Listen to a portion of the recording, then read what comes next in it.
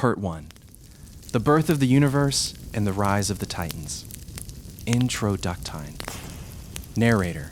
Long before the rise of great empires, before the first cities, before history itself, there were stories. Stories of gods who controlled the sky, titans who shook the earth, monsters so terrifying that even the gods feared them, heroes whose names would echo through eternity. For over 3,000 years, Greek mythology has inspired philosophers, artists, poets, filmmakers, and scientists. Its legends have shaped countless books, movies, and even the names of planets and stars. But where did these stories begin? How did the mighty gods of Mount Olympus come to rule the world? To answer that question, we must travel back to the very beginning, to a time before the earth, before the sky, before light itself. This is the incredible story of Greek mythology. Chapter 1. In the beginning, chaos. Before anything existed, there was no earth, no sky, no oceans, no stars, no gods. There was only chaos. In Greek mythology, chaos was not simply disorder. It was the endless void from which everything would eventually emerge. It had no beginning and no end, no shape, no color, no sound. Yet hidden within this emptiness was the potential for all creation. From chaos came the first primordial beings. The first was Gaia, the living earth. She became the foundation of all life. Soon after came Tartarus, the deepest abyss beneath the earth, a place of darkness that would one day imprison monsters and defeated titans. Then came Eros, the force of love and creation. Unlike romantic love, Eros represented the power that brought life and order to the universe. Darkness also emerged, Nyx, the goddess of night, and Erebus, the god of darkness. Together, they gave birth to day and light. For the first time, the universe began to take shape. Chapter 2. Gaia creates the sky. Although Gaia was alone, she possessed the power to create. From herself, she brought forth Uranus, the endless sky. Whenever Uranus stretched above Gaia, the heavens embraced the earth. Together, they became the parents of countless divine beings. Among their children were the mighty Titans. These enormous beings possessed incredible strength. Each Titan represented a different force of nature. Oceanus ruled the great waters.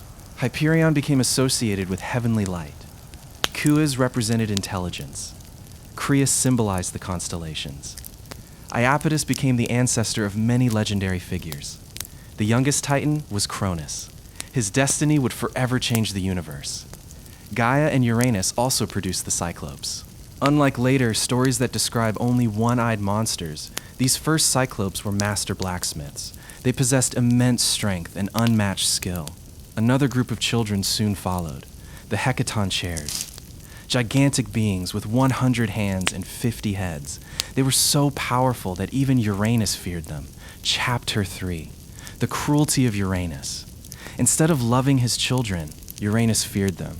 He believed one day they might overthrow him. To prevent this, he imprisoned many of them deep inside Gaia.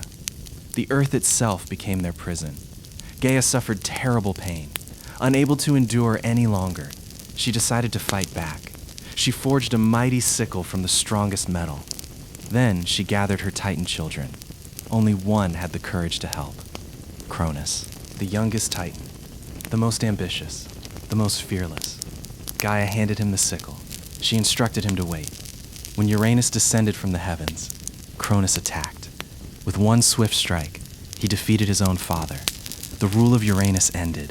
The age of the Titans had begun. Chapter 4. Cronus becomes king. After defeating Uranus, Cronus crowned himself ruler of the universe. His sister Rhea became his queen. Together they ruled during what many myths describe as a golden age. Humans lived peacefully. Nature flourished. The world seemed perfect. But beneath the surface, fear remained. Before his defeat, Uranus had spoken a prophecy. Just as Cronus had overthrown his father, one of his own children would overthrow him. Cronus refused to let history repeat itself. Every time Rhea gave birth, Cronus swallowed the child whole. First came Hestia, then Demeter, then Hera. Next came Hades, finally Poseidon. Each newborn disappeared into Cronus' stomach. Rhea was devastated. She watched helplessly as each of her children vanished. When she became pregnant once more, she knew she had to act, because the fate of the universe depended upon her final child. Chapter 5. The Secret Birth of Zeus. Rhea secretly traveled to the island of Crete. Hidden inside a cave, she gave birth to a baby boy. His name was Zeus. To protect him, Rhea wrapped a large stone in baby clothes. She presented it to Cronus. Without hesitation, Cronus swallowed the stone, believing the prophecy had been defeated once again. Meanwhile, baby Zeus grew in secret. According to legend, he was cared for by the magical goat Amalthea. Warrior spirits known as the Curetes guarded the cave. Whenever Zeus cried, they clashed their shields and swords together. The loud noise prevented Cronus from hearing the child. Year after year, Zeus grew stronger, smarter, more determined. He learned the truth about his family. He discovered that his brothers and sisters were still alive, trapped inside Cronus. And he made a promise. He would free them, even if it meant going to war against the most powerful ruler the universe had ever known. Ending OF Part 1. The young Zeus had survived. The prophecy was still alive. The Titans ruled the universe. But a revolution was coming. A war unlike anything the cosmos had ever witnessed. A battle that would decide the fate of gods, Titans, and humanity itself. This was only the beginning. Part 2. The Great War that changed the universe. Chapter 6. Zeus returns. Narrator. For many years, Zeus remained hidden on the island of Crete. Far from the eyes of Cronus, he grew into a powerful and intelligent young god. But he never forgot the truth. His brothers and sisters were still trapped inside their father. The Titans ruled the universe through fear, and the prophecy of Uranus was still waiting to be fulfilled. Zeus knew that defeating Cronus would require more than strength. It would require patience, strategy, and allies. So instead of rushing into battle, he secretly entered the palace of the Titan king. Disguised as a humble servant, Zeus gained Cronus' trust. Day after day, he waited for the perfect opportunity. Finally, that moment arrived.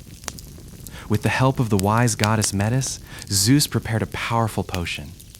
The magical drink forced Cronus to vomit everything he had swallowed. First came the stone that Rhea had used to deceive him. Then, one by one, Zeus' brothers and sisters emerged, alive and fully grown. Hestia, Demeter, Hera, Hades, Poseidon. After years imprisoned within Cronus, they were finally free. The family embraced each other. But there was little time to celebrate. They all knew what would come next. War. Chapter 7. The beginning of the Titanomachy. The release of Cronus' children marked the beginning of one of the greatest wars in mythology. It would become known as the Titanomachy, a conflict between two generations of divine beings. On one side stood the Titans. Led by Cronus, they possessed immense size, ancient wisdom, and unimaginable strength. On the other side stood Zeus and the young Olympian gods. Though fewer in number, they were determined to create a new future. The battlefield stretched across the heavens and the earth. Mountains trembled, oceans roared. The sky flashed with fire and lightning. Neither side could gain a decisive advantage. Years turned into decades. According to the legends, the war lasted 10 long years. Every victory was matched by another defeat. The universe itself seemed trapped in endless conflict. Zeus realized that if the Olympians were to win, they would need powerful allies. Chapter 8. The Forgotten Giants. Deep beneath the earth, hidden in the darkness of Tartarus, were beings even the Titans feared. The Cyclopes and the Hecatoncheires. Long ago, Uranus had imprisoned them. Cronus had left them there, bound in chains, forgotten by the world. Zeus descended into the abyss. Instead of fearing these ancient giants, he offered them freedom. The chains were broken. For the first time in ages, the prisoners saw the light again. Grateful for their rescue, they pledged their loyalty to Zeus. The Cyclopes, legendary master craftsmen, began forging weapons unlike anything the universe had ever seen. For Zeus, they created the thunderbolt, a weapon of pure lightning. For Poseidon, they forged the mighty trident, capable of commanding the seas and causing earthquakes. For Hades, they crafted the helm of invisibility, allowing its wearer to vanish from sight. Armed with these divine gifts, the Olympians prepared for the final battle. Chapter 9, the final battle. The last confrontation shook the cosmos. Zeus hurled thunderbolts across the sky. Each strike shattered mountains. Poseidon struck the earth with his trident. The seas rose in towering waves. Hades moved unseen through the battlefield, using his helm to outmaneuver the Titans. Then came the Hecatoncheires. With 100 hands each, they unleashed an endless storm of massive boulders. The Titans could no longer hold their ground. One by one, they fell. Cronus himself was finally defeated. The age of the Titans had come to an end.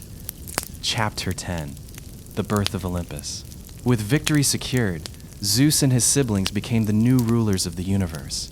They chose Mount Olympus as the home of the gods. It was a place above the clouds, hidden from the eyes of mortals.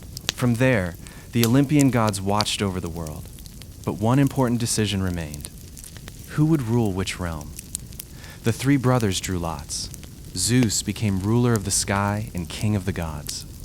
Poseidon received the oceans and all the waters of the earth. Hades became lord of the underworld, ruling over the realm of the dead.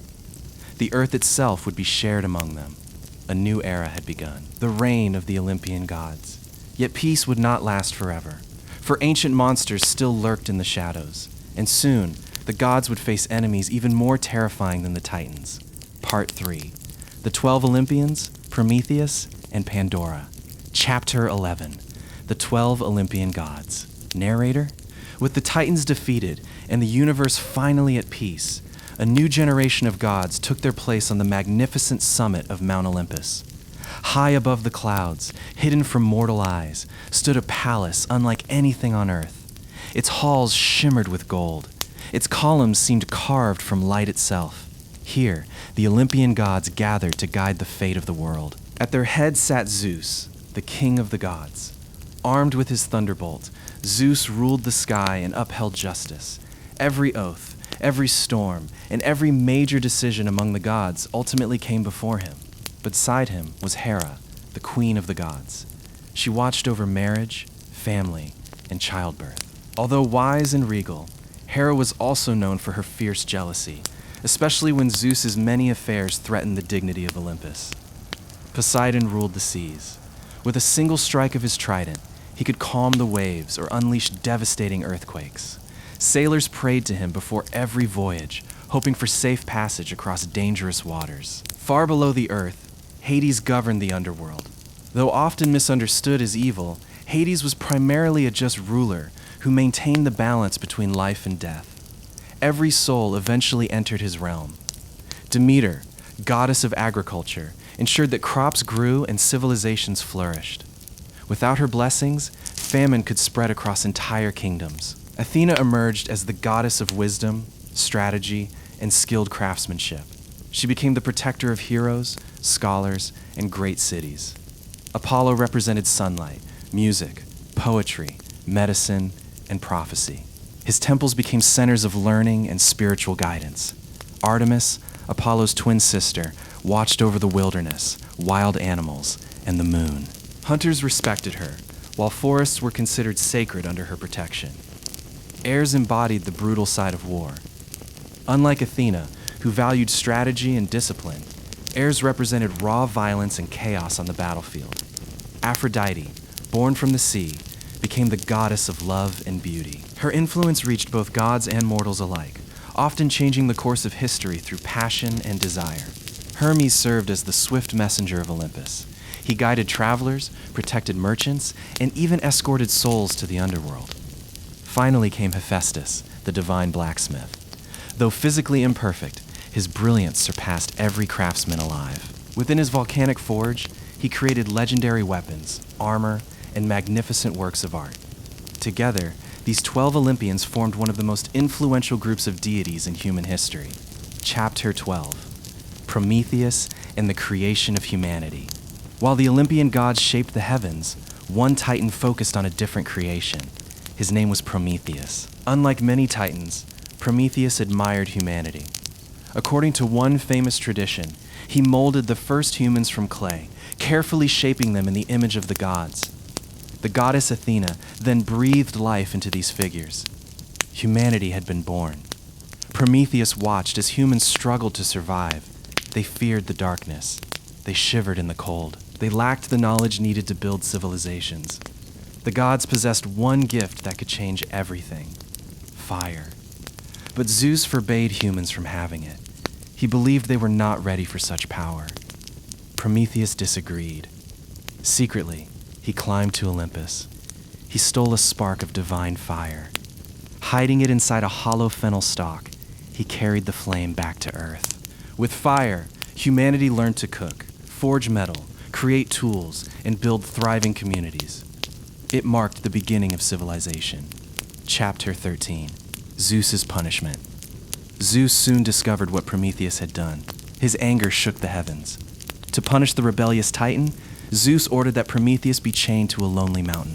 There, an enormous eagle visited him every day. The bird tore into Prometheus's liver.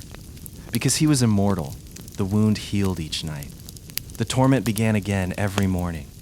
This punishment continued for countless years. Yet Prometheus never regretted helping humanity. His suffering became a symbol of sacrifice, courage, and the pursuit of knowledge. Chapter 14. Pandora's Box. Zeus also sought to punish humanity.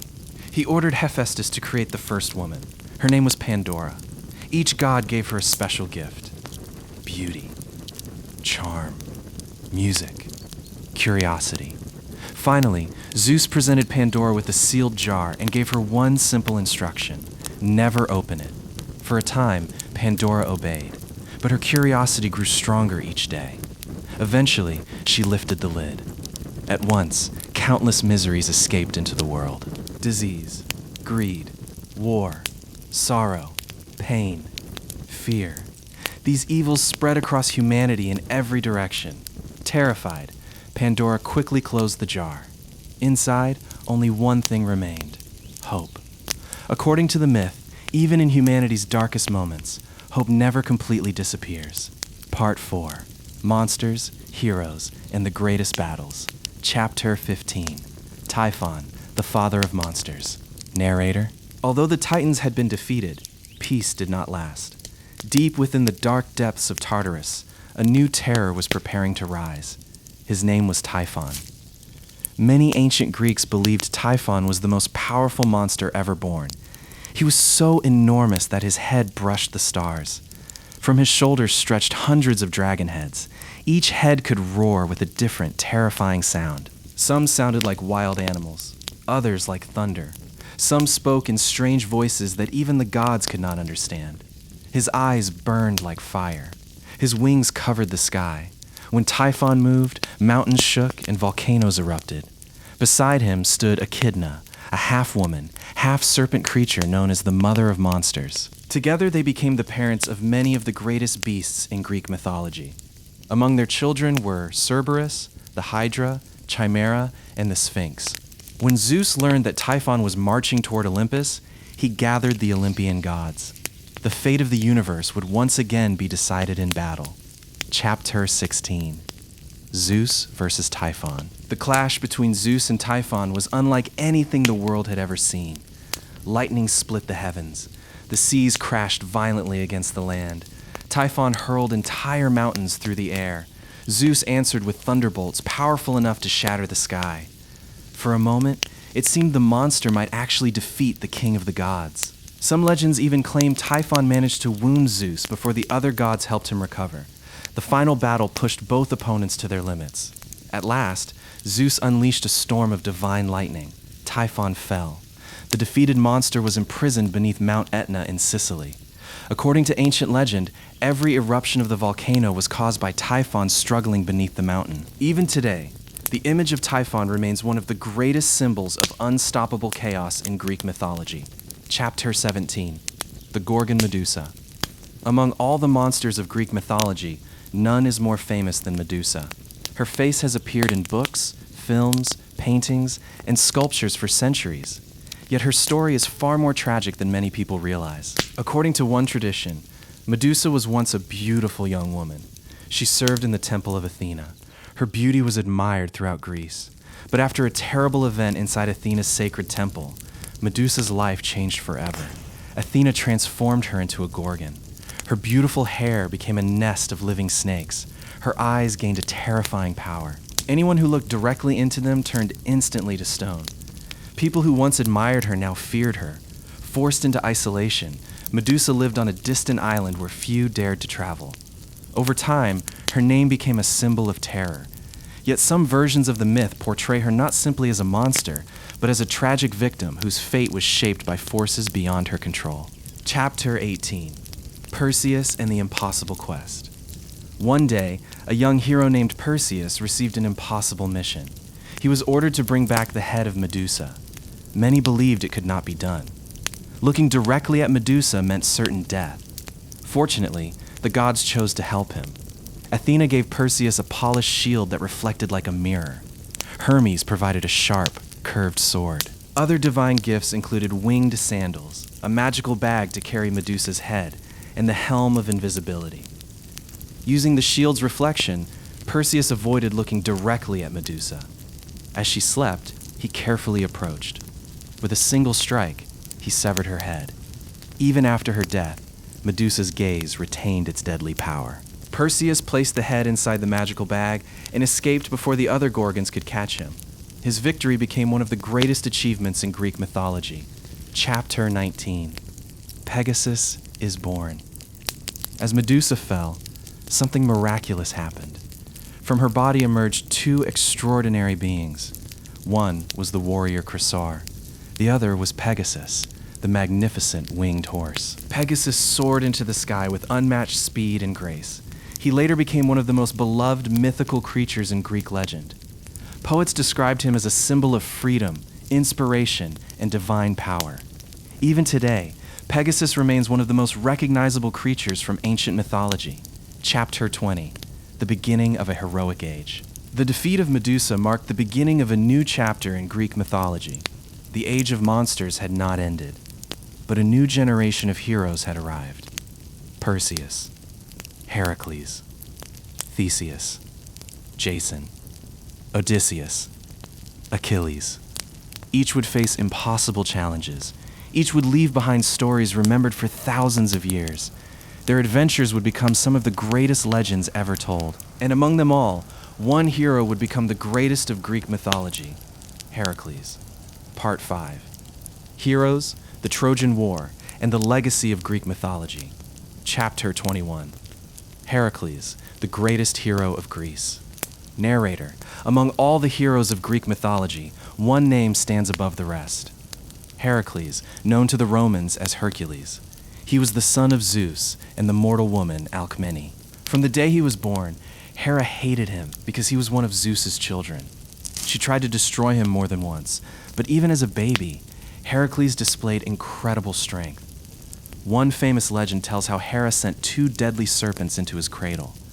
Instead of crying, the infant grabbed the snakes with his tiny hands and crushed them. As he grew older, Heracles became famous throughout Greece. Yet his greatest challenge came after Hera drove him into a terrible madness. When he recovered, he was devastated by what had happened and sought purification. The oracle declared that he must serve King Eurystheus and complete 12 nearly impossible labors. These trials would test not only his strength, but also his courage, intelligence, and determination. Chapter 22: The 12 Labors. The first labor was to defeat the Nemean lion.